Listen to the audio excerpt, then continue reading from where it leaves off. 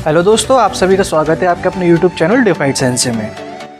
आज की इस वीडियो में हम जुजुत्सु काइसेन सीजन 1 एपिसोड 5 का एक्सप्लेन करने वाले हैं। तो चलिए बिना किसी देरी के अपनी वीडियो को स्टार्ट करते हैं। एपिसोड की स्टार्टिंग में हमें सुकुना को दिखाया जाता है। वो यूजी से बोल रहा होता है कि तुम अपनी बॉडी पे कंट्रोल वापस पा सकते हो, लेकिन यूजी का कोई रिएक्शन नहीं आता। ये देख के सुकुना काफी खुश हो जाता है। सेंटर के बाहर फुशिगिरो यूजी का इंतजार कर रहा होता है। वो सोच रहा होता है कि अंदर क्या चल रहा होगा। तभी वैसा एहसास होता है कि छलावे का जाल टूट चुका है। इसका मतलब है कि वो क्रीचर मारा जा चुका है। अब बस यूजी सही सलामत बाहर आ जाए। लेकिन तभी उसके पीछे सुकुना आ जाता है। उससे बोलता है कि यूजी अब वापस कभी नहीं आएगा। फुशिगिरो से बोलता है तुम्हें घबराने की जरूरत नहीं है, वैसे भी बिना सौदे के मेरा इस्तेमाल करना। उसका अंजाम तो यही होना था। अपनी बातें कहने के बाद वो अपने कपड़ों को फाड़ देता है। अपने कपड़े फाड़ते समय सुकुना उससे बोलता है लेकिन वो कभी ना कभी तो अपने सिर पे काबू पा ही लेगा। उसे फंसाने के लिए मैं क्या कर सकता हूँ। तभी वो यूजी के शरीर से उसके दिल को बाहर निकाल देता है। उससे बोलता है कि मैं इसे फंसाने वाला हूँ। शिगिरो उससे पूछता है कि तुम इसे कैसे फंसाने वाले हो। सुकुना उसे बताता है कि बिना दिल के ये जिंदा नहीं रह सकता, लेकिन मैं जिंदा रह सकता हूँ। अगर ये वापस अपने शरीर पर काबू पाने की कोशिश करेगा तो ये मर जाएगा। अपनी बात पूरी करने के बाद सुकुना उस श्रापित उंगली को भी खा लेता है। उस उंगली को खाने के बाद सुकुना फुशिगिरो से बोलता है कि अब तुम मरने वाले हो, तुम्हारी कोई आखिरी ख्वाहिश है। फिर अपने मन में सोच रहा होता है कि हाँ ये पक्का मुझे मार देगा, लेकिन वो सुकुना से बोलता है शायद तुम्हें मेरी बात समझ में नहीं आई, यूजी वापस जरूर आएगा। सुकुना उसे बताता है वो उतना भी खास नहीं है, लेकिन हाँ मैं मानता हूँ वो बाकी लोगों से काफी अलग है। कुछ समय पहले वो काफी रो रहा था और वो पछता रहा था कि मैं यहाँ पे क्यों आया। सुकुना की बातें सुनने के बाद भी फुशिगिरो अपने मन में सोच रहा होता है कि इसने यूजी के हाथ भी ठीक कर दिए और ये बिना दिल के भी जी सकता है। इसका मतलब है कि सुकुना वापस आ चुका है। इसका मतलब है कि ये भी कमजोर पड़ गया होगा। अब बस मुझे इसे यकीन दिलाना होगा कि ये भी बिना दिल के नहीं रह सकता, ताकि यूजी की बॉडी को ठीक कर दे। लेकिन क्या मैं ये कर पाऊंगा? उस अव्वल दर्जे की शक्ति के सामने मैं हिल भी नहीं पा रहा था। तभी इन दोनों में लड़ाई स्टार्ट हो जाती है। फुशिगिरो अपना पूरा जोर लगा रहा होता है इस लड़ाई में, लेकिन सुकुना बड़े आराम से उससे बच रहा होता है। लड़ते हुए सुकुना फुशिगिरो से बोलता है कि अपनी श्राप शक्ति को इस्तेमाल करो, तभी तुम मुझसे लड़ पाओगे। सुकुना के उकसाने पे फुशिगिरो अपने श्राप से एक क्रीचर को समन कर लेता है, लेकिन सुकुना उसे बड़ी आसानी से खत्म कर देता है और वो फुशिगिरो के पीछे आके उसके कपड़ों से पकड़ के उसे उठा के फेंक देता है। आसमान में फेंकने के बाद सुकुना उसे एक लात मारता है, जिस वजह से फुशिगिरो काफी सारी बिल्डिंग से टकरा जाता है और वो जमीन पे गिरने ही वाला होता है। लेकिन तभी उसका शिकिगामी आके उसे बचा लेता है। तभी फुशिगिरो अपने मन में सोच रहा होता है बात अगर जुजुत्सु की होती तो मैं एक बार देख लेता, लेकिन ऐसी ताकत ऐसी फुर्ती मैंने आज तक कभी नहीं देखी। वो इन सभी बातों के बारे में सोच ही रहा होता, लेकिन तभी सुकुना आ जाता है और उसके ऊपर हमला कर देता है, जिस वजह से फुशिगिरो और उसका क्रिएचर बिल्डिंग से आके टकराते हैं और वो काफी घायल हो जाते हैं। फुशिगिरो अपने मन में सोचता है मैं इससे बचने के लिए क्या करूं। पहले एक शिकागामी का यूज कर लिया था छलावे से बचने के लिए और दोनों डॉग पहले से ही घायल है, तक कि नू की भी लिमिट पूरी हो चुकी है और अपनी बातें कह के वो नू को वापस भेज देता है। तो यहाँ पे सुकुना आ जाता है। वो उससे पूछता है जब तुम्हारे पास शक्तियां थी तो तुम उस छलावे से भागे क्यों? तुम्हें शक्तियां मिलना ही बेकार है। खैर छोड़ो, तुम कुछ भी कर लो, लेकिन तुम इसे ठीक नहीं कर सकते। ये घमंडी ना समझ इस लायक नहीं है कि तुम इसके लिए अपनी जान दो। तभी फुशिगिरो को अपनी बड़ी बहन का ख्याल आता है। वो उससे बोल रही होती है अगर कभी मेरे पास शक्तियां हुई तो मैं उन शक्तियों से अपने आसपास के लोगों का ध्यान रखूंगी। फुशिगिरो आगे बोलता है कर्मों का फल आसानी से नहीं मिलता, बुरे लोगों को सजा केवल कानून ही दे सकता है और जुजुत्सु जादूगर भी इस सिस्टम का एक हिस्सा है। मैं बस चाहता हूँ कि अच्छे लोगों का भला हो, इसलिए मैं जितना हो सके उतने लोगों को बचाता हूँ। सुकुना उसकी बातों को सुनकर काफी खुश हो जाता है। सुकुना उसे उकसाने की कोशिश करता है। वो बोलता है कि अच्छा तो तुम इसलिए लोगों को बचाना चाहते हो। सुकुना को अपने पास आते हुए देखकर फुशिगिरो अपनी पावर को समन कर लेता है, लेकिन तभी वो अपनी पावर को डाउन कर देता है। एक बात और जान लो, तुम्हें बचाने के पीछे मेरी कोई सोची समझी वजह नहीं थी। मैं बस अच्छे लोगों को मरता हुआ देखने नहीं चाहता। और वो आगे बोलता है हाँ मेरे काफी सारे असूल्स भी हैं, लेकिन उनसे कोई फर्क नहीं पड़ता क्योंकि मैं कोई हीरो नहीं हूँ। मैं बस एक जुजुत्सु जादूगर हूँ, इसलिए मुझे तुम्हें बचाने का कोई भी पछतावा नहीं है। हमें दिखाया जाता है यूजी ने अपनी बॉडी पे कंट्रोल वापस पा लिया है। तुम तो काफी स्मार्ट निकले, लेकिन अब से तुम में से कोई भी मुझे परेशान नहीं कर पाएगा। अपनी बातें पूरी करने के बाद यूजी नीचे गिर जाता है। आगे में अगले दिन का सीन दिखाया जाता है जहाँ पर गीटो और उसके साथ 3 क्रिएचर रोड क्रॉस कर रहे होते हैं। वहीं सीन शिफ्ट होता है और हमें यूजी की डेड बॉडी को दिखाया जाता है और वो आदमी गोजो को बता रहा होता है कि मैंने इन लोगों से कहा था अगर तुम्हारे सामने वो क्रिएचर आए तो वहाँ से भाग जाना, उससे लड़ने की कोशिश बिल्कुल मत करना। गोजो उससे बोलता है ये एक साजिश थी, वहाँ एक अव्वल दर्जे की शापित शक्ति थी, यहाँ पर लोगों का जिंदा होना मुश्किल है। तुमने वहाँ पे फर्स्ट ईयर के 3 स्टूडेंट्स को भेज दिया। यूजी को तो खास कर नहीं भेजना था, लेकिन मेरे सीनियर्स ने मेरे ना होने का फायदा उठाया। तो उससे बोलता है अगर मेरे बाकी के 2 स्टूडेंट भी मर जाते तो मैं काफी परेशानी में फंस जाता। वो आदमी उसे बताता है कि ये बात किसी को भी नहीं पता थी कि वहाँ पे कोई अव्वल दर्जे की शापित चीज है। जो उससे बोलता है जो भी हो, लेकिन अब मुझे सभी सीनियर्स को खत्म करना पड़ेगा। तभी वहाँ पे एक लेडी आ जाती है। वो गोजो से बोलती है तुम कभी भी किसी के लिए इतना इमोशनल नहीं होते। गोजो उसे बताता है वो इसलिए क्योंकि ये मेरा स्टूडेंट था। लेडी गोजो से बोलती है तो क्या मैं इसका पोस्टमार्टम करना स्टार्ट करूँ? गोजो उससे बोलता है इसकी कुर्बानी जाया नहीं जानी चाहिए। आगे सीन शिफ्ट होता है। हमें नोबारो फुशिगिरो को दिखाया जाता है। नोबारो फुशिगिरो से पूछ रही होती है कि तुम्हारा पहले भी कोई पार्टनर मरा है? तो बताता है हाँ पहले भी काफी लोग मरे हैं, लेकिन मेरी उम्र का पहली बार मरा है। फुशिगिरो नोबारो से पूछता है तुम्हारा पार्टनर कभी मरा है? नोबारो से बताती है वैसे भी मेरा उससे कोई लेना देना नहीं था, मैं उससे 2 हफ्ते पहले ही मिली थी और मैं ऐसे लोगों के लिए रोना भी नहीं चाहती, लेकिन नोवारा मन ही मन में रो रही होती है। दोनों उदास ही बैठे होते हैं, तभी वहाँ पे एक लड़की आ जाती है, उसका नाम माकी होता है। माकी उन दोनों से पूछती है कि यहाँ पे क्या हुआ, तुम दोनों काफी बुझे बुझे से लग रहे हो, कोई मर गया है क्या? तभी उसके पीछे से एक पांडव से आवाज लगाता है। वो उससे बोलता है तुम्हें सच में नहीं पता ये लोग इतने उदास क्यों बैठे हैं? पांडव उससे बोलता है तुम्हें सच में ये नहीं पता कि कल एक फर्स्ट ईयर के स्टूडेंट की मौत हो गई थी? पांडा की बातें सुनने के बाद माकी काफी गुस्सा हो जाती है। वो उससे बोलती तुम मुझे पहले नहीं बता सकते थे? दोनों को आपस में ऐसे लड़ते हुए देख के नोवारा फुशिगिरो से पूछते हैं कि अब ये लोग कौन है? फुशिगिरो से बताता है ये सभी हमारे सीनियर्स हैं, और वो सभी का एक एक करके इंट्रोडक्शन देने लगता है। नोवारा को माकी ज़ेनन के बारे में बताता है कि सभी तरह के श्रापित हथियारों को इस्तेमाल करने में काफी माहिर है, और इनुमा की श्रापित मंत्रों में काफी माहिर है, और ये है पांडा, और एक और स्टूडेंट है यूटा कोट्सु। केवल वही है जिनकी मैं सच्चे दिल से रिस्पेक्ट करता हूँ। तभी वो पांडा उन दोनों से पूछता है क्या तुम क्योटो सिस्टर एक्सचेंज इवेंट में पार्ट लेना चाहोगे? की बातें सुनकर नोवारा फुशिगिरो से पूछती है कि अब ये क्या है? फुशिगिरो से समझाता है ये एक स्पोर्ट्स इवेंट है, इसमें क्योटो के बाकी स्कूल भी हिस्सा लेते हैं। तो पूरी करने के बाद फुशिगिरो माकी से पूछता है लेकिन ये तो थर्ड ईयर और सेकंड ईयर के बीच में होता है ना? माकी उसे बताती है कि थर्ड ईयर वाले अभी सस्पेंड हुए हैं, इसलिए तुम लोगों को हिस्सा लेना पड़ेगा। ये पांडा बोलता है चलो 3-3 लोगों की टीम बना लेते हैं, और वो आगे बताता है एक्सचेंज इवेंट में टोक्यो और क्योटो के दोनों प्रिंसिपल्स एक एक कॉम्पिटिशन को तय करते हैं, और हम स्टूडेंट्स के बीच 2 दिन का मुकाबला होता है। लेकिन ऐसा सब कुछ पेपर में दिखाने के लिए किया जाता है, लेकिन हर साल पहले राउंड में टीम बैटल्स होती हैं और सेकंड राउंड में सोलो बैटल्स होती हैं। नोवारा उसकी बात सुनकर उससे पूछते कि हम दूसरे जादूगर से लड़ेंगे? माकी उसे बताती है हाँ, इसमें लड़ाई के दौरान किसी भी चीज का यूज कर सकते हैं, लेकिन बस एक दूसरे को मार नहीं सकते। तो उससे बोलती है लेकिन हमारे पास तो काम के लिए ही लोग कम पड़ते हैं। पांडव से बताता है वो केवल सर्दियों के लिए, क्योंकि समर से पहले लोग काफी उदास रहते हैं, जिस वजह से श्राप ज्यादा जन्म लेते हैं, इसीलिए हम लोग ज्यादा बिजी रहते हैं। कभी कभी तो हम साल भर बिजी रहते हैं। माकी उन दोनों से बोलती है तुम्हें चलना चाहिए, वैसे भी तुम्हारा पार्टनर तो गुजर चुका है ना? माकी की बात सुनकर वो दोनों बोलते हैं हम जरूर चलेंगे, वैसे भी हम दोनों को काफी स्ट्रॉन्ग बनना है। आगे हमें रेस्टोरेंट का सीन दिखाया जाता है, जहाँ पे कीटो उन तीनों क्रिएचर्स से बात कर रहा होता है। कीटो उनमें से एक क्रिएचर से बात कर रहा होता है। वो उसे बोलता है लीडर इन सभी इंसानों को खत्म करके श्रापित शक्ति का राज लाना चाहता है। वो क्रिएचर उससे बोलता है हाँ तुम ऐसा समझ सकते हो, क्योंकि इंसान एक झूठ और मक्कारी का पुतला है। वो चाहे कितने इमोशंस दिखाए, चाहे कितने अच्छे काम करे, लेकिन वो सब झूठ है। लेकिन बुरे इमोशंस काफी शुद्ध होते हैं, क्योंकि उनमें काफी सच्चाई होती है, और हम उन्हीं इमोशंस से पैदा हुए हैं, इसी वजह से हम काफी सच्चे और शुद्ध हैं। और वो उससे आगे बोलता है झूठे इंसानों को जीने का कोई हक नहीं है। कीटो उससे बोलता है फिलहाल तो तुम जैसे लोगों को खत्म किया जा रहा है। वो क्रिएचर उससे आगे बोलता है इसलिए मैं तुम्हारे पास आया हूँ कि जुजुत्सु जादूगरों को कैसे खत्म किया जाए। कीटो उससे बोलता है उनसे जीतने के लिए तुम्हें 2 खास काम करने पड़ेंगे। पहला काम उससे जुड़ा है जो जुजुत्सु का सबसे ज्यादा ताकतवर जादूगर है, ऐसा करो कि सातोरू गोजो लड़ने के काबिल ना रहे। और दूसरा काम है कि रोमन सुकुना यानी कि यूजी को अपनी साइड कर लो। उसकी बातें सुनकर वो क्रिएचर उससे बोलता है लेकिन मैं तो सुना कि वो लड़का मर चुका है। उसकी बातें सुनकर कीटो उससे बोलता है अच्छा तुम ऐसा लगता है, लेकिन मुझे तो ऐसा नहीं लगता। अभी हमें यूजी की बॉडी को दिखाया जाता है, जहाँ पे हमें पता चलता है कि सुकुना उसके अंदर बैठा हुआ है। बोलता है मेरी मर्जी के बिना तुम मेरे अंदर झांक रहे हो। तो दोस्तों यहीं पे एपिसोड खत्म हो जाता है। अगर आप लोगों को हमारी वीडियोस अच्छी लग रही हो तो इन्हें लाइक करें, और आने वाली वीडियोस की नोटिफिकेशन पाने के लिए हमारे चैनल को सब्सक्राइब करें। दोस्तों भी हमारे चैनल पर सब्सक्राइबर्स काफी कम है, तो प्लीज हमारे चैनल को सब्सक्राइब करना बिल्कुल ना भूलें। मिलते हैं आपसे अगली वीडियो।